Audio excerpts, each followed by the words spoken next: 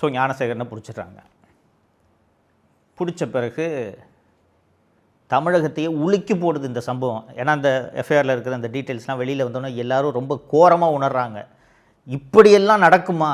இவ்வளவு மோசமாக ஒருவன் இருப்பானா? அதுவும் அண்ணா பல்கலைக்கழகம் போன்ற உலக புகழ்பெற்ற ஒரு பல்கலைக்கழகத்துக்குள்ளே இவ்வளோ நடந்திருக்குதே. இப்படி ஒரு குற்றம், மோசமான குற்றம் நடந்திருக்கிறது. அதோட எஃப்ஐஆரும் இப்படி லீக் ஆகி அந்த பெண்ணின் விவரங்களும் வெளியே வருகிறது அப்படின்னு மக்கள் எல்லாம் கொதித்து போய் சென்னை உயர்நீதிமன்றத்தில் அண்ணா திராவிட முன்னேற்ற கழகத்தின் சார்பில் பொதுநல வழக்கு ஒன்று தாக்கல் செய்யப்பட்டு இந்த வழக்கை சிபிஐக்கு ஒப்படைக்க வேண்டும் என்று கோரப்படுகிறது. ஏன் குறிப்பாக சிபிஐக்கு இதை ஒப்படைக்கணும் அப்படின்ட்டு கோரிக்கை வைக்கப்படுகிறது என்றால், சென்னை மாநகர காவல்துறை ஆணையராக அப்போது இருந்த அருண், இந்த வழக்கில் ஞானசேகரன் ஒருத்தன் தான் குற்றவாளி, அவனை நாங்கள் பிடிச்சிட்டோம், அவன் ஃபோனில் யாரோ ஒரு சாருக்கிட்ட பேசுகிறது போல் அந்த பெண்ணு முன்னாடி செஞ்சுருக்கான்ல, அவன் அந்த மாதிரி யாருக்கிட்டையும் பேசலை, அப்போ அவன் ஃபோனு ஃப்ளைட் மோடில் இருந்துச்சு. இதெல்லாம் எங்கே சம்பவம் நடந்த 2 நாளில் இன்வெஸ்டிகேஷன் முழுக்க சொல்கிறாரு வெளியில். அதில் ஒரு நபரை இவன் பேசும்பொழுது சார்னு சொன்ன மாதிரி நிறைய பேர் குறிப்பிட்றாங்க. அது நடக்கலை, அது அவன் பொய்யா சொன்னது.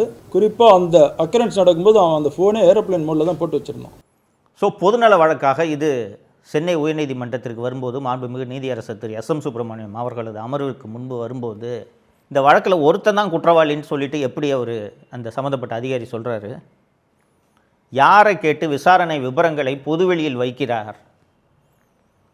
எஃப்ஐஆர் எப்படி லீக் ஆச்சு அப்படின்னு கேட்கும்போது, சார் இது ஒரு டெக்னிக்கல் கிளிச்சு, அதனால் எஃப்ஐஆர் லீக் ஆகிடுச்சு அப்படின்றாங்க.